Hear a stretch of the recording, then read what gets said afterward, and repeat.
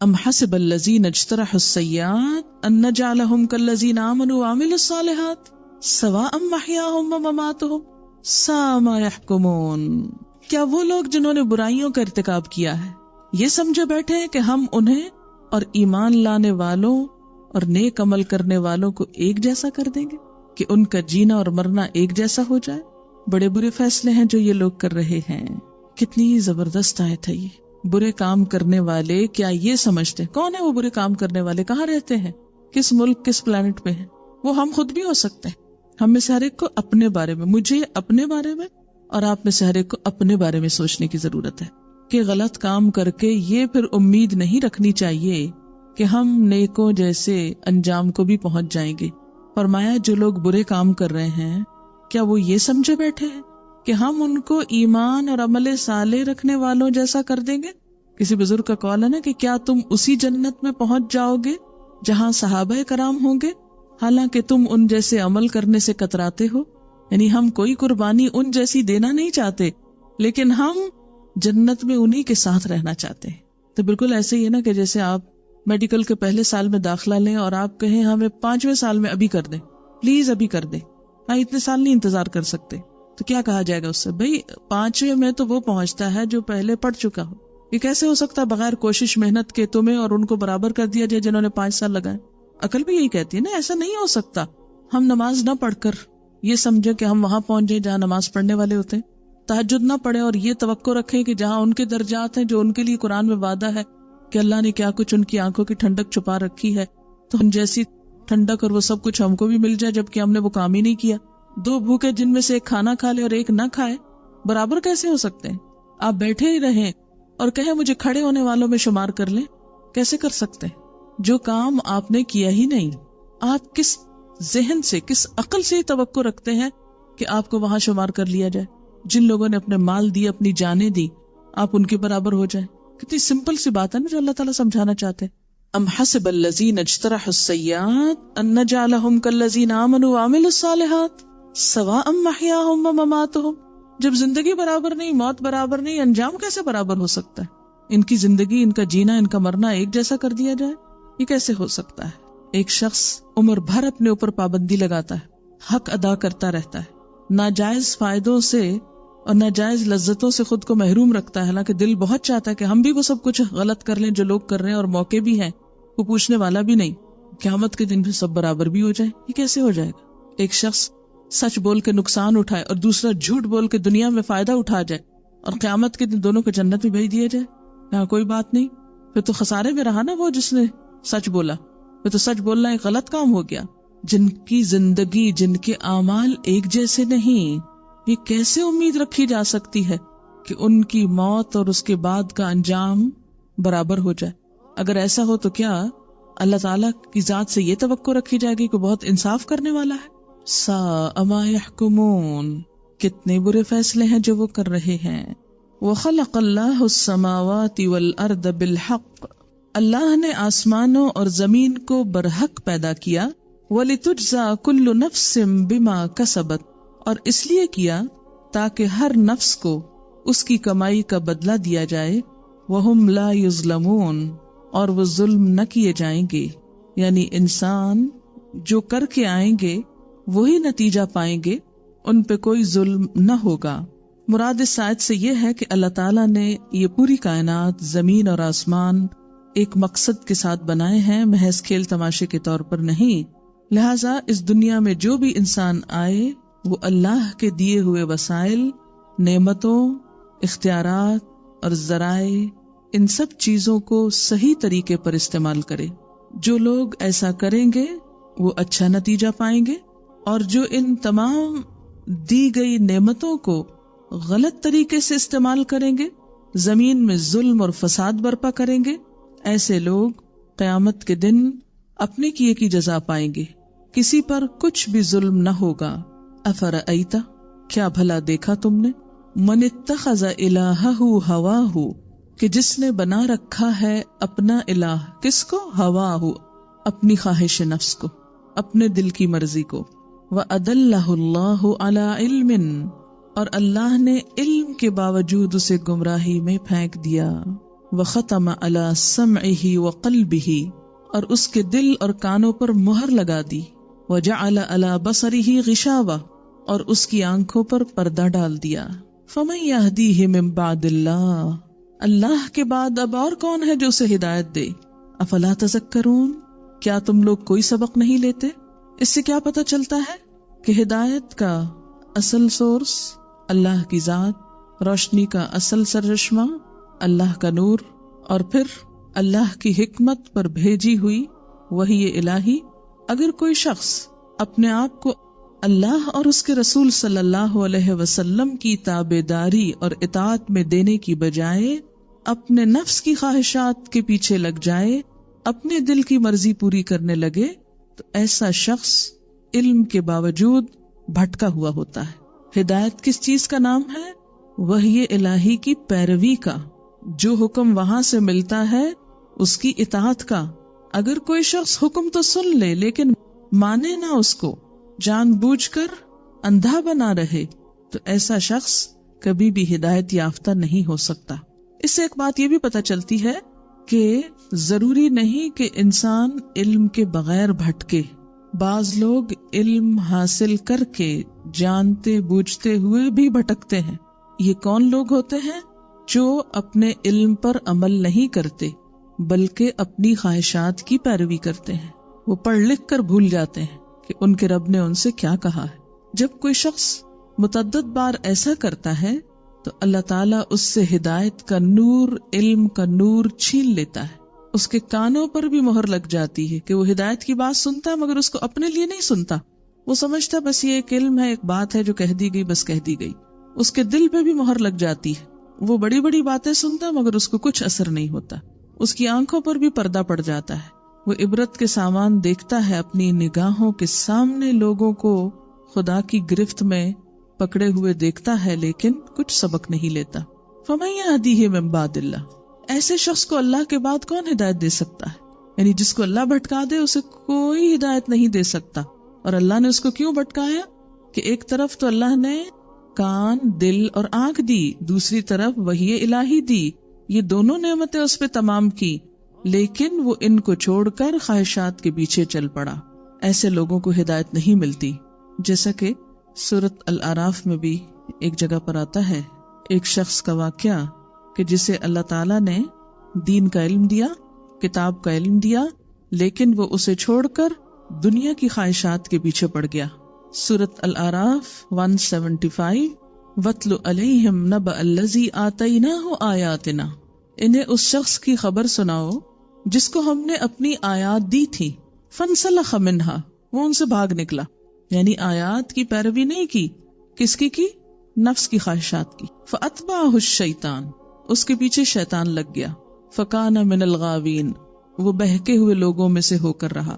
وَلَوْ شِئْنَا لَرَفَعْنَاهُ بِهَا، اگر ہم چاہتے تو اسے اس کلام یعنی قرآن یا ان اپنی آیات کے ذریعے بلندی عطا کرتے۔ وَلَكِنَّهُ أَخْلَدَ إِلَى الْأَرْضِ، لیکن وہ تو زمین کی طرف جھک گیا۔ وَاتَّبَعَ هَوَاهُ، اور اس نے اپنی خواہشات کی پیروی کی۔ یہاں بھی وہی کیس ہے۔ فَمَثَلُهُ كَمَثَلِ الْكَلْبِ، ایسے شخص کی مثال کتے کی طرح ہے۔ إِن تَحْمِلْ عَلَيْهِ يَلْهَثْ، اگر تم اس پہ حملہ کرو تو ہم پہ، او تترکہ یلہس، یا اس کو چھوڑ دو تو زبان لٹکائے رکھے۔ ذالک مثل القوم الذین کذبوا بآیاتنا فاقصص القصص لعلہم یتفکرون۔ تو اس سے کیا پتہ چلتا ہے کہ جو شخص بھی علم پا کر خواہشات کے پیچھے لگ جائے اس کا پھر حال یہی ہوتا ہے۔ اس سے کیا پتہ چلتا ہے کہ بہت سے علم والے بھی بھٹکے ہوئے ہو سکتے ہیں۔ کسی بھی شخص کی بات یا عمل کی سچائی کا دار و مدار صرف اس پر نہیں کہ وہ علم والا ہے، یعنی کسی بھی شخص کے سچا ہونے کے لیے یہ کافی نہیں کہ وہ علم والا ہے۔ ہم یہ کہیں کہ وہ تو اتنا پڑھا لکھا ہے، وہ کیسے غلط بات کہہ سکتا ہے؟ کہہ سکتا ہے اگر اس کو خدا کا خوف نہیں اور وہ اللہ کو راضی کرنے کی بجائے اپنے نفس کی رضا کا سامان کرتا رہتا ہے۔ نفس انسانی، یہ انسان کی اپنی خواہشات بدترین الہ ہیں جن کی پیروی یا پوجا کی جاتی ہے۔ وَمَن يُضْلِلِ اللَّهُ فَلَا هَادِيَ لَهُ، جسے اللہ بھٹکا دے اسے کون ہدایت دے۔ وَيَذَرُهُمْ فِي طُغْيَانِهِمْ يَعْمَهُونَ، انہیں ان کی سرکشی میں چھوڑ دیتا ہے کہ وہ پھر سرگرداں پھرتے رہیں۔ سوال میرا آپ سے یہ ہے کہ کیا آپ زندگی میں کسی بھی شخص کی پیروی صرف اس لیے کریں گے کہ وہ پی ایچ ڈی ڈاکٹر ہے، وہ عالم یا علامہ کہلاتا ہے، لہذا وہ جو کچھ فرمائے اسے ہم آنکھیں بند کر کے لے لیں گے؟ ہرگز نہیں۔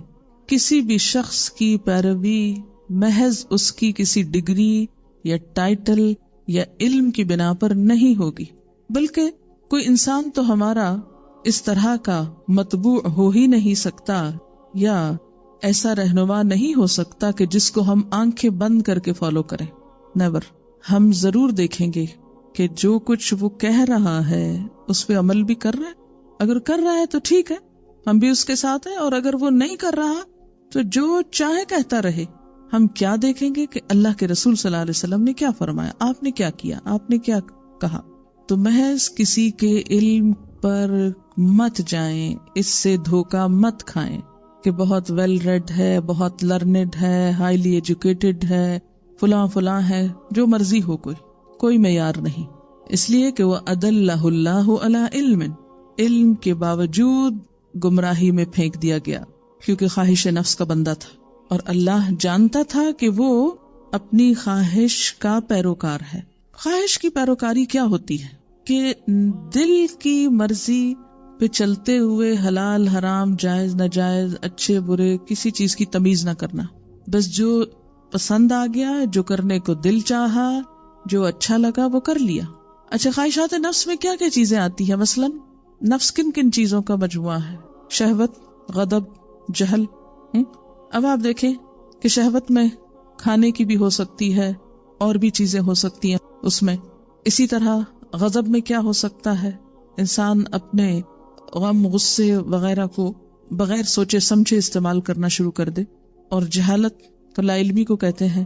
اب یہاں اس شخص کا مسئلہ جہالت نہیں ہے، اس کو اندھا بنا رکھا ہے اس کی خواہشات نے، اس کی شہوت نے، کیونکہ بعض خواہشات انسان کی ایسے ہوتی ہیں کہ جو واقعی اس کو اندھا کر دیتی ہیں۔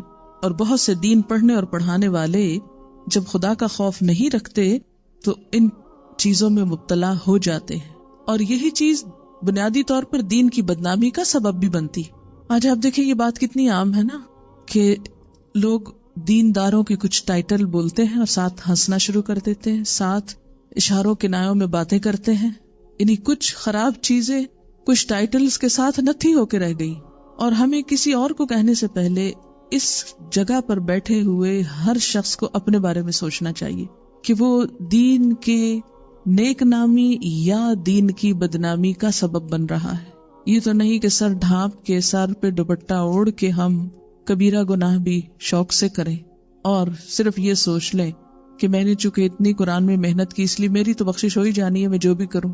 بعض اوقات کیا ہوتا ہے کہ ہم سمجھتے ہیں کہ فلاں کام کرنے سے تو اتنی بخشش ہو جاتی، لہٰذا اس کے ساتھ اگر اتنے کچھ دل کی مرضی کے کچھ گناہ بھی کر لیں تو کیا ہوا؟ تو بات یہ ہے کہ کبھی بھی کتنی بھی بڑی نیکی کرنے کی توفیق آپ کو ہو جائے، کبھی بھی اس لیے گناہ نہ کریں اپنی خواہش نفس میں مبتلا ہو کے کہ میری چونکہ نیکیاں بہت ہیں اس لیے یہ تو چھوٹا سا گناہ ہے، یہ تو اس میں کور ہو ہی جائے گا۔ اور بنیادی طور پر جو میسج یہاں سے کنوے ہو رہا ہے وہ کیا ہے؟ اگر ایک لک آپ دیں اس آیت کو تو جو سینٹرل اس کا نقطہ ہے اضلہ اللہ علی علم، علم کے باوجود اللہ نے بھٹکا دیا۔ کوئی شخص اپنے علم پہ زوم نہ رکھے کہ میں بڑا عالم ہوں اس لیے میں تو بھٹک سکتا ہی نہیں اور میں تو کوئی غلط بات کہہ ہی نہیں سکتا۔ جب بھی انسان خدا کا خوف چھوڑ کر نفس کی طرف جھکے گا تو ان النفس لامارۃ بالسوء، نفس انسان کو برائی کا حکم دیتا ہی ہے۔ وما ابرئ نفسی، میں اپنے نفس کو بری و ذمہ قرار نہیں دیتا۔ کیوں؟ اس لیے کہ ان النفس لامارۃ بالسوء۔ اسی لیے بار بار یہ دعا مانگتے رہنا چاہیے، اللہم انی اعوذ بک من شر نفسی، اللہ میں تیری پناہ میں دیتی ہوں اپنے آپ کو اپنے نفس کے شر سے بچنے کے لیے۔ پھر آپ دیکھیں کہ اس چیز نے ان لوگوں کو ایک بہت جواز فراہم کر دیا غلط کام کرنے کا جو پہلے سے ہی غلط طریقے اختیار کیے ہوئے تھے۔ وہ کہتے ہیں اچھا اگر لوگ پڑھ لکھ کے غلط کام کرتے ہیں تو ہم ان پڑھ ہی اچھے بھلے، ہم نے پڑھا تو نہیں نا، کم از کم ہم جانتے تو نہیں، تو کیا ہوا؟ ایسا کبھی کوئی شخص آپ سے بحث کرے تو اس پر آپ بھی اس کے ہم نوا نہ ہو جائیں۔ آپ ہمیشہ یہ سوچیں کہ ہر شخص کا کیا اس کے اپنے ساتھ، لا تزر وازرۃ وزر اخری، جس نے جو کیا ہے وہ اپنا خود بھگتے گا۔ میرے لیے اس میں کوئی جواز نہیں کہ کسی کے بھٹکنے پر میں بھی بھٹک جاؤں. کوئی پسلا تو میں بھی پسلوں, کوئی غلط کر رہا ہے تو میں اچھائی نہ کروں. اگر کوئی غلط کر رہا ہے تو اس کی غلطی سے مجھے کوئی جواز نہیں ملتا کہ میں اچھا کام کرنا چھوڑ دوں یا اچھائی کا رستہ اس لیے اختیار نہ کروں کہ بہت سے لوگوں نے اچھائی کو بدنام کر دیا. سچ بدنام ہو چکا اس لیے جھوٹ بولنا جائز ہو گیا. نیکی بدنام ہو چکی اس لیے بدی جائز ہو گئی. نہیں جائز ہوئی. جو نیکی کو بدنام کر رہا ہے وہ اپنا ذمہ دار خود ہے. لنا اعمالنا ولکم اعمالکم, تمہارے اعمال تمہارے لیے, میرا عمل میرے لیے. کبھی بھی ایسی کوئی بحث ہو یا کوئی, کیونکہ آج کل عموماً جب دین کی بات ہوتی ہے تو فوراً پھٹ پڑتے ہیں لوگ دین والوں پر. تو اس میں دین والے ضرور خراب ہو سکتے ہیں, غلط ہو سکتے ہیں, خواہشات پرست ہو سکتے ہیں, لیکن ان کی ساری خرابیوں کے باوجود ہمیں جواز نہیں ملتا کہ ہم نیکی کے رستے کو سلام کہہ جائیں اور ہم چھوڑ جائیں اس کو.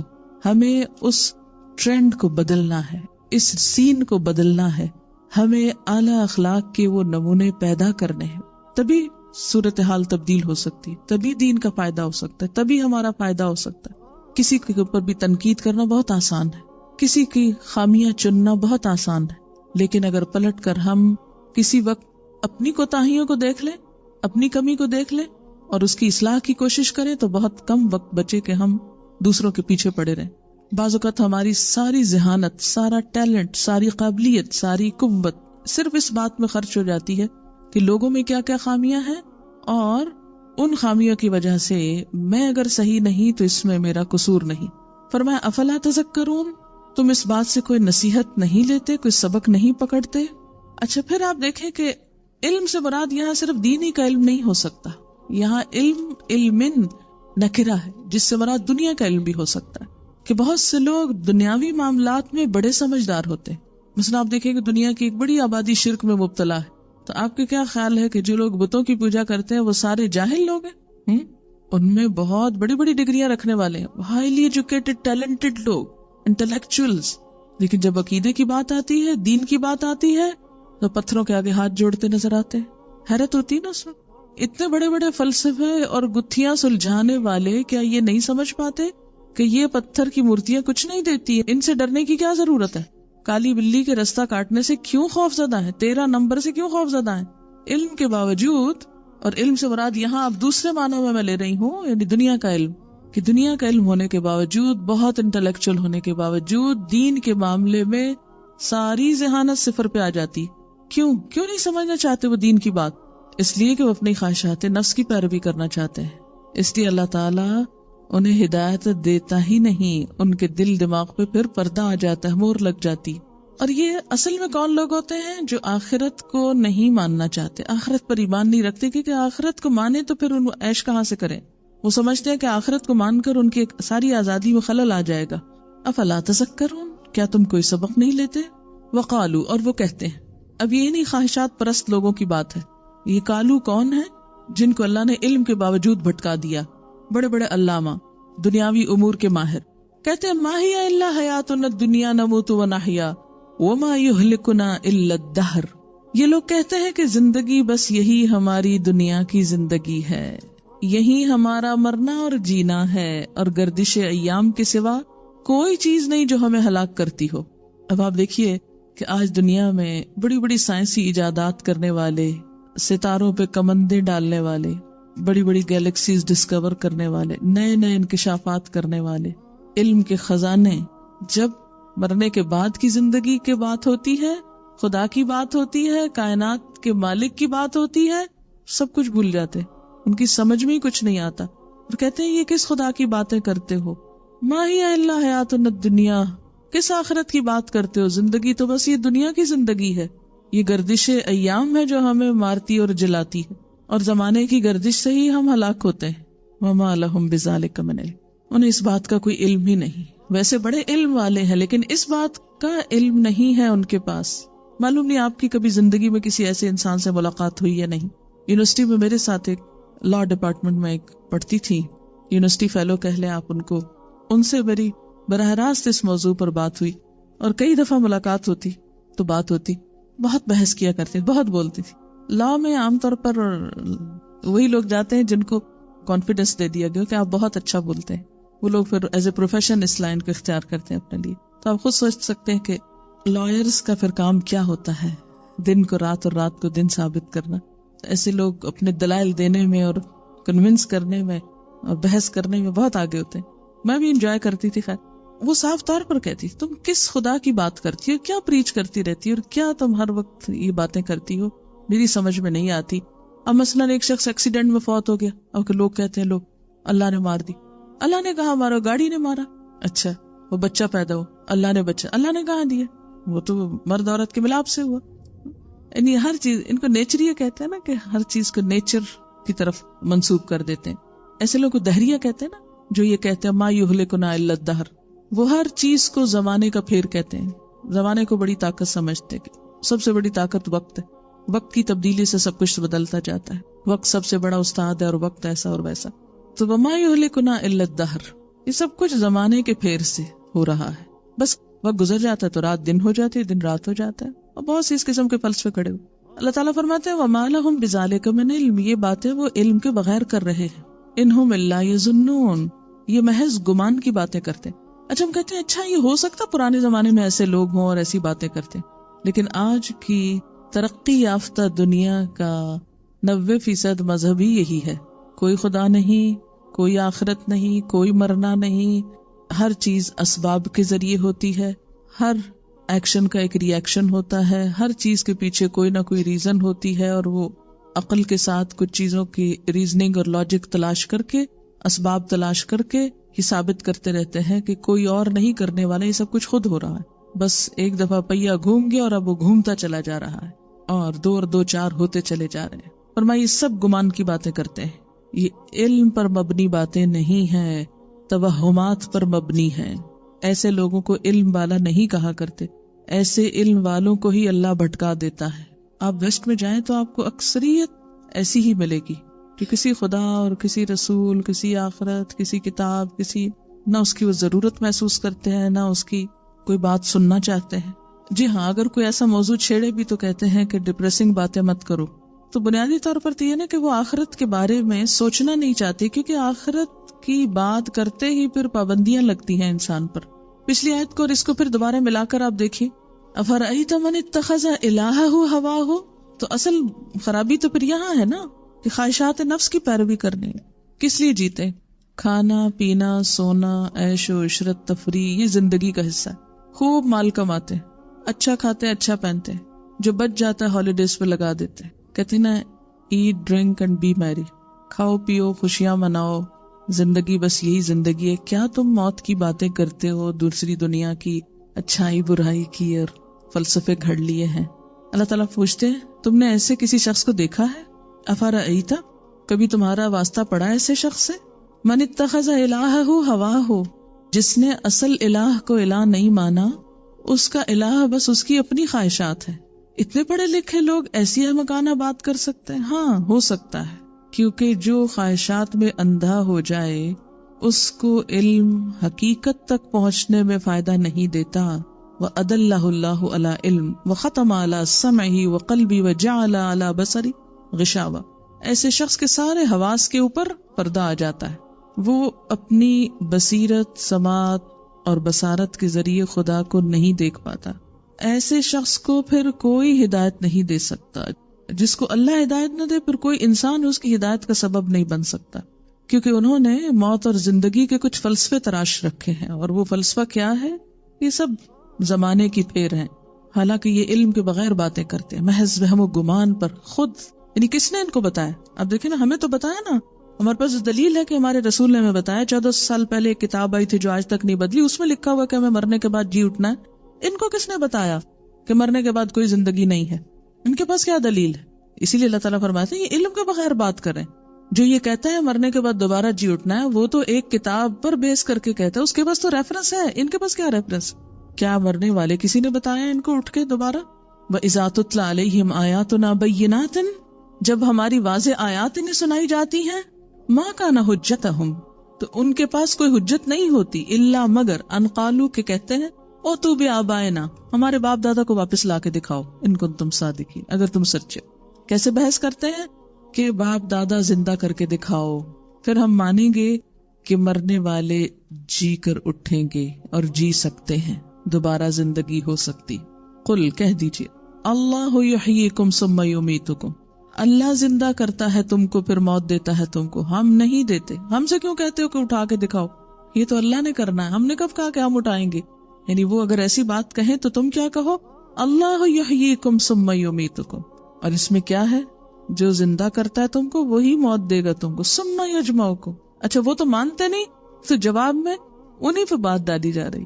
ثم یجمعکم الی یوم القیامۃ لا ریب فیہ، پھر وہی جمع کرے گا تم کو قیامت کے دن جس کے آنے میں کوئی شک نہیں. پورے کانفیڈنس سے کہو لا ریب فیہ، کوئی شک نہیں. تم جتنے مرضی شک ڈالو، انکار کرو. ولیکن اکثر الناس لا یعلمون، لیکن اکثر لوگ علم نہیں رکھتے. کس بات کا علم نہیں رکھتے؟ آخرت کے آنے کا. اچھا، خواہش کو معبود بنانا، دراصل خواہش کو زندگی میں سب سے اعلیٰ مقام دینا، خواہش کو زندگی میں سب سے اعلیٰ مقام دینا اور ہر چیز کو اس کے تابع کر دینا. یعنی خواہش کیا بن جاتی ہے؟ Priority number 1. انسان سوچے تو خواہش کو سامنے رکھ کے سوچے کہ میرے اس کام میں میری خواہش کتنی پوری ہوگی. کوئی کام کرے تو خواہش کو سامنے رکھ کے کرے. مثلا سونے کی خواہش ہی ہو سکتی ہے کسی میں، فار ایگزامپل. اب ایسا شخص یعنی نیند کا پجاری کیا کرتا ہے؟ سارے پروگرام کس کے مطابق بناتا ہے؟ اپنی اس خواہش کی تکمیل کے مطابق. وہ پڑھنے کے لیے اس وقت آتا ہے جب اس کی خواہش پوری ہو چکی ہوتی. وہ کھانا اس وقت کھاتا ہے جب اس کی خواہش پوری ہو چکی. وہ کسی کے ہاں اس وقت جاتا ہے جب وہ خواہش پوری کر چکتا. کوئی اس کے ہاں اس وقت آتا ہے جب وہ خواہش پوری کر چکا ہوتا. اس کے سارے پروگرام کس کے تابع ہوتے ہیں؟ ساری زندگی کا لاہ عمل خواہش کے مطابق. اسی طرح زندگی کے کچھ اور کام، اب نیند کو چھوڑیے، کسی اور چیز کو لے لیجیے، کوئی بھی خواہش. اب آپ دیکھیں کہ وہ کسی سے ملاقات رکھتا ہے تو خواہش کے مطابق. خواہش نہیں تو ماں باپ سے بھی ملنے کو انکار ہے، اپنے بچوں کو بھی دیکھنے سے انکار ہے. کیوں؟ دل نہیں چاہ رہا. بچوں کو ہوم میں چھوڑ دو، ان کو کسی پنگوڑے میں ڈالاؤ، ان کو کسی اوون میں رکھ دو، کیونکہ وہ خواہشات میں خلل ڈال رہے ہیں. انسان بھیڑیا بن جاتا ہے نا، اپنے بچوں تک کا قاتل بن جاتا ہے، اپنے بچوں کا قاتل بن جاتا ہے اپنی خواہش کی تکمیل کے. وہ شادی کرتا ہے خواہش کی تکمیل کے لیے. آج کل ہمارا ایک یہ ٹرینڈ بہت چل پڑا نا، شادی وہاں نہیں کرنی جہاں ماں باپ کہیں یا جہاں کرنی چاہیے یا جو سوٹ زیادہ کرتا ہے. کہاں کرنی ہے؟ جہاں بس خواہش پوری ہو، جہاں دل اٹک گیا، چاہے وہ کسی اعتبار سے سوٹ نہ کرتا ہو انسان. آج دیکھیں آپ ہماری ینگر جنریشن کس فرسٹریشن اور ڈپریشن کا شکار ہے. کبھی غور کیا آپ نے؟ ینگ بالکل چھوٹی لڑکیاں بعض اوقات کو ایجوکیشن کی وجہ سے اپنے ہی ہم عمر 18, 16, 17 سال کے لڑکوں کے عشق میں گرفتار ہے. اب آپ بتائیں کہ ایک لڑکی جو خود 16 سال کی، وہ 16 سال کے لڑکے سے کیسے شادی کر سکتی؟ لیکن خواہش غالب ہے، اسے شادی کرنی ہے تو یہی کرنی. اور اس کے مقابلے ماں باپ جو کچھ سجیسٹ کر رہے ہیں وہ کتنا کس لحاظ سے بھی اچھا ہو، وہ اچھا نہیں اس لیے کہ اس کے لیے میری خواہش ہی نہیں. تو اسلام میں شادی کا انسٹیٹیوشن کبھی صرف خواہش پر مبنی نہیں رہا. ٹھیک ہے، شادی خواہشات کی تکمیل ضرور ہے، لیکن اسلام نے کبھی شادی کو محض خواہشات پر بنیاد نہیں بنایا، محض خواہشات کی تکمیل کا ذریعہ نہیں ہے. اس لیے کہ شادی کے بعد تو بہت سی ذمہ داریاں آنی. خواہش تو چند دنوں میں پوری ہو جائے گی، باقی ذمہ داریاں کون نبھائے گا؟ بیوی کی ذمہ داری کون اٹھائے گا؟ بچوں کی کون اٹھائے گا؟ باقی کام کون کرے گا؟ زندگی محض خواہش کی تکمیل کا نام نہیں.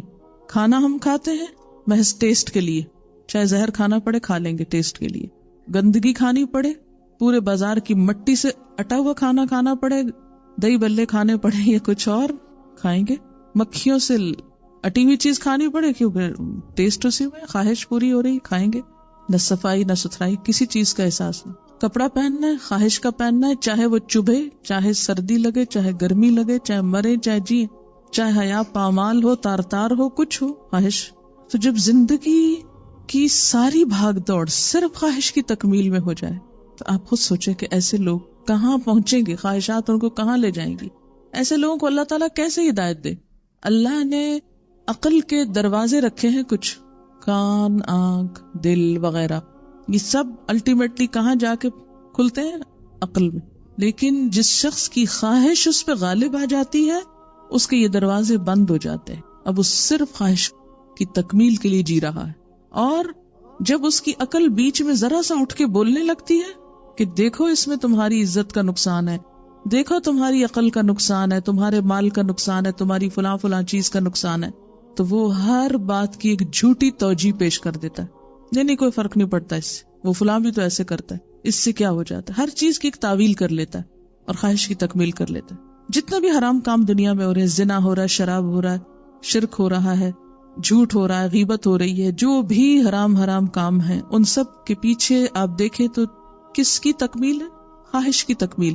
خواہش نفس پوری کرنے کے لیے یہ سب حرام کاریاں ہوتی ہیں۔ اچھا، جب ضمیر جھنجھوڑتا مت کرو یہ، پھر انسان کیا کرتا ہے؟ تعویلیں کر لیتا ہے نا۔ وہ اللہ غفور الرحیم، کیا ہم حضور کی امت میں سے نہیں؟ آپ کی شفاعت کس لیے؟ ہمارے لیے نہیں تو اور کس کے لیے؟ یہود و نصارہ کے لیے کریں گے نا ہماری شفاعت۔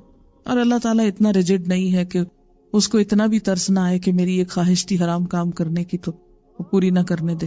101 ایسی تعویلیں اور بہانے کہ نتیجہ حرام کام کرنے پر آ کے رک جاتا ہے اور تسلی سے کرتا ہے انسان پر۔ یعنی خواہش نفس کی تکمیل میں ہر عقل کی تعبیر تعویل کو سنی انسنی کر دے انسان، بلکہ اس کو بھی اس کے تابع کر، یعنی عقل پھر خواہش نفس کے تابع ہو جائے۔ بات یہ نا کہ بسا اوقات علم کے لیے ہم پھر محض عقل کو دلیل بناتے ہیں، وحی الہی کو نہیں بناتے، تو اس کی وجہ سے بھی ایسے اعتراضات ہوتے ہیں۔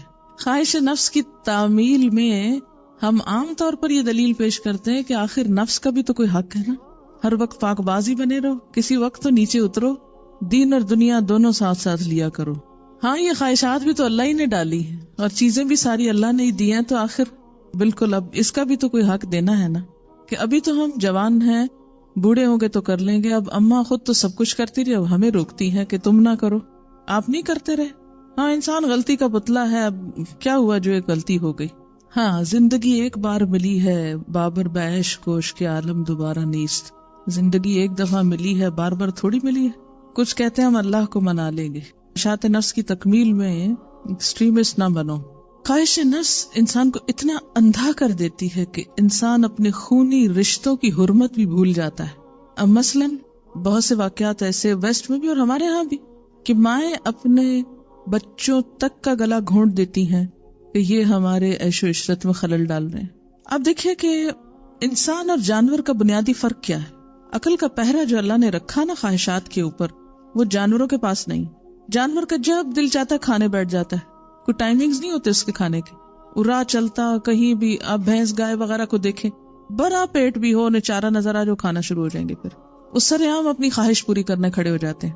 اب دیکھیں نا، بساؤ کا جانور جو ہیں ان کو اپنی نفسانی خواہشات پوری کرنے کے لیے کسی شرم و حیا، کسی پردے، کسی آڑ اوٹ کی ضرورت نہیں ہوتی۔ انہیں نہیں اس کا احساس کہ ہمارے آس پاس انسان ہے، کون ہمیں دیکھ رہا ہے، کون نہیں دیکھ رہا۔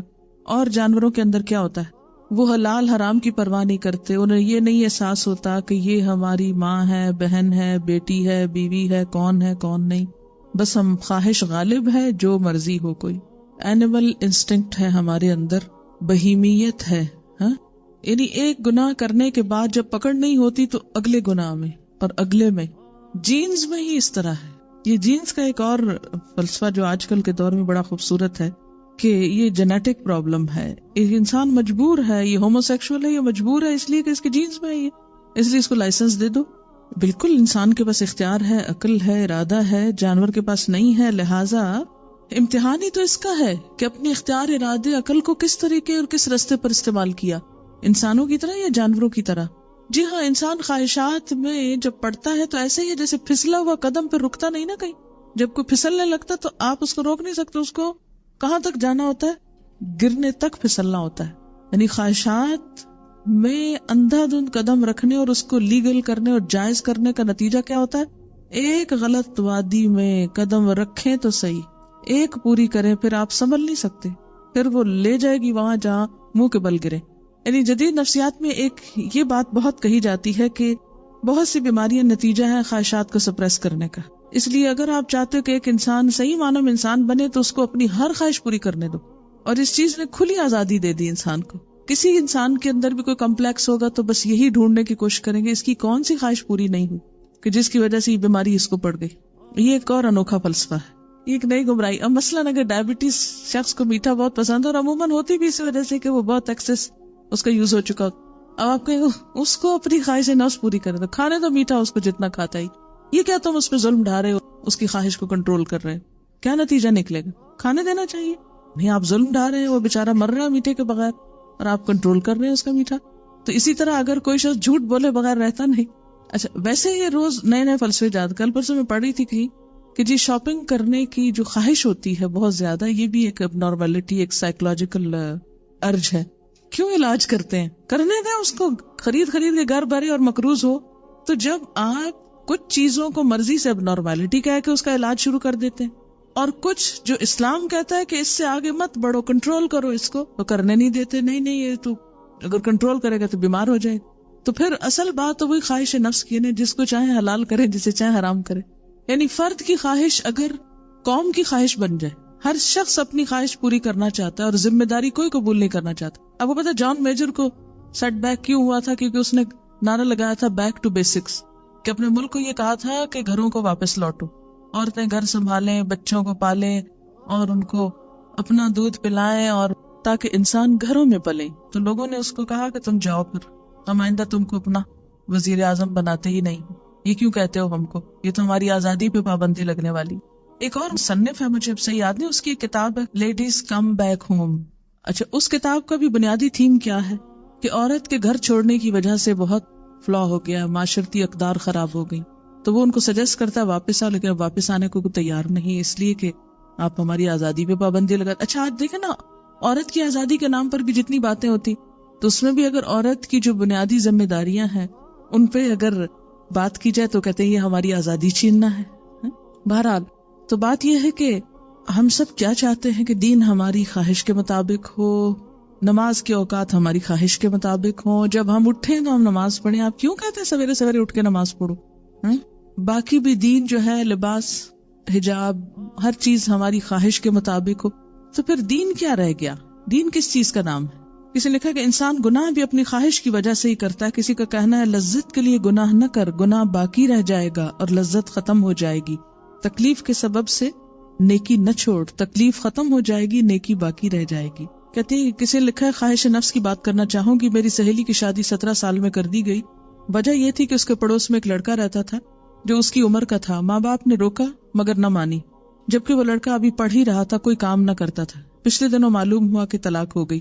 پتہ سے چلا کہ لڑکا اپنی ذمہ داریاں نہ سمجھ سکا، جبکہ وہ 2 بیٹیوں کا باپ بھی ہو گیا. اور یہ کہ رات دیر سے گھر آتا، بیوی نے منع کیا تو طلاق دی، دونوں بیٹیاں بھی چھوڑ دی اور وہ ماں کے گھر 2 بچیوں کے ساتھ پلٹ کے آ گئی. ماں باپ جب بچوں کا رشتہ کرتے ہیں یا جہاں شادی کرنا چاہتے ہیں، عموماً اس کی وجہ یہ ہوتی ہے کہ وہ عمر گزار چکے ہوتے ہیں، بہت سی چیزیں سمجھتے ہیں اور اپنے اس ساری بصیرت کو سامنے رکھ کر بچوں کو مشورہ دیتے ہیں کہ یہ رشتہ تمہارے لیے اچھا نہیں اور یہ اچھا ہے. ایسے میں انسان اگر وقتی طور پہ اپنی خواہش کو کنٹرول کر لے تو اس کے بعد کے نتائج زیادہ اچھے ہوتے ہیں. اب دیکھیں کہ اسلام نے یہ نہیں کہا کہ خواہش کو مار دو، خواہش کو پورا نہ کرو، بلکہ اس کو کیا کیا ہے؟ چینلائز کیا ہے. حدود کے اندر رہ کے پورا کرو. کھاؤ پیو لیکن ولا تسرفو، اسراف نہ کرو. پہنو اوڑو، زینت کو کس نے حرام کیا، لیکن حدود سے باہر نہ نکلو. مثلا عورت کا حسن سب مردوں کے لیے نہ ہو، سب کو مت پریشان کرو، اپنے شوہر ہی کے لیے رکھو. باقی ہر معاملے میں یعنی اسلام نے یہ نہیں کہا آج کرسچینٹی یا کسی بھی اور مذہب کی طرح کہ خواہش کو مار دو، ماں کی ممتا کا گلا گھونٹ دو، بیوی کی محبت اور وفاداری کا گلا گھونٹ. نہیں، ہر چیز کو حدود کے اندر رکھو. اور بہترین اسوہ ہمارے لیے نبی صلی اللہ علیہ وسلم تھے، جنہوں نے ہمیں ہر چیز کا ایک عملی نمونہ بن کر دکھایا. بعض اوقات بچے جو چاہیں ہم دیتے چلے جاتے ہیں اور یہ سوچ کر کہ معلوم نہیں ہم کب دنیا سے چلے جائیں تو بچوں کی خواہشات تو پوری کر دیں، اور اسی میں بچوں کا کباڑا کر لیتے ہیں اور ان کو خواہشات کا غلام بنا دیتے ہیں. اب دیکھیں نا، بچے مثلا ہر وقت سویٹس چاہتے ہیں، کھانا نہیں کھانا چاہتے، تو آپ کیوں روکتے ہیں ان کو؟ روز چاکلیٹ کا ایک ڈبہ کھلا دیا کریں، خوش ہوں گے، آپ کو واہ واہ کریں گے ہماری اماں کتنی اچھی. وَلِلَّهِ مُلْكُ السَّمَاوَاتِ وَالْأَرْضِ، اور اللہ کے لیے ہے بادشاہت آسمانوں اور زمین کی. وَيَوْمَ تَقُومُ السَّاعَةُ، اور جس دن قیامت قائم ہوگی، يَوْمَئِذٍ يَخْسَرُ الْمُبْطِلُونَ، اس دن باطل پرست خسارے میں پڑ جائیں گے.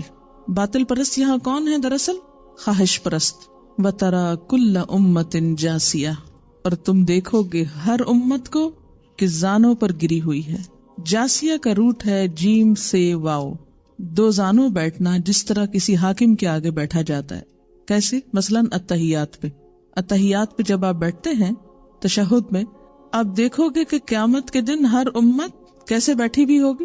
وَتَرَى كُلَّ أُمَّةٍ جَاثِيَةٍ، تم دیکھو گے ہر امت کو دو زانوں بیٹھی ہے، گھٹنوں کے بل گری بیٹھی ہے. پوری پوری قوم مل کر بھی اللہ تعالیٰ کو کوئی نقصان نہیں دے سکے گی. سب عاجز بندے بن کے بیٹھیں گے، سب کے سب. ساری اکڑ اور تکبر اور ساری سرکشی ختم ہو جائے گی، سب جھک جائیں گے. کل امتن، ہر امت، تدعا الی کتابہا، بلائی جائے گی اپنی کتاب کی طرف. کتاب سے مراد کیا ہے؟ اعمال نامہ. ہر ایک کو کہا جائے گا آؤ اپنا نامہ اعمال دیکھو، جسے سورۃ الزمر میں آتا ہے ووضع الکتاب وجیء بالنبیین والشہداء الیوم تجزون ما کنتم تعملون. آج تم جزا دیے جاؤ گے جو کچھ تم عمل کرتے رہے ہو. ھذا کتابنا ینطق علیکم بالحق، یہ ہماری کتاب ہے، یعنی ہماری تیار کردہ کتاب، تمہارا اعمال نامہ، یہ بولے گی تمہارے خلاف حق کے ساتھ.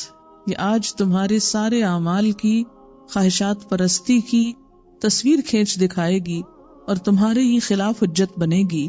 انا کننا نستنسخ ما کنتم تعملون، جو کچھ بھی تم کرتے تھے اسے ہم لکھواتے جا رہے تھے. نستنسخ، استنساخ، نون سین خے روٹ ہے لکھوانا، یعنی ہم اس کو سب ریکارڈ کروا رہے تھے. ایک ایک بات، حرکات، سکنات، ایک ایک چیز، عمل، نیتیں، ارادے، خواہشات، خیالات، چھپی سے چھپی باتیں سب لکھی جا رہی تھی.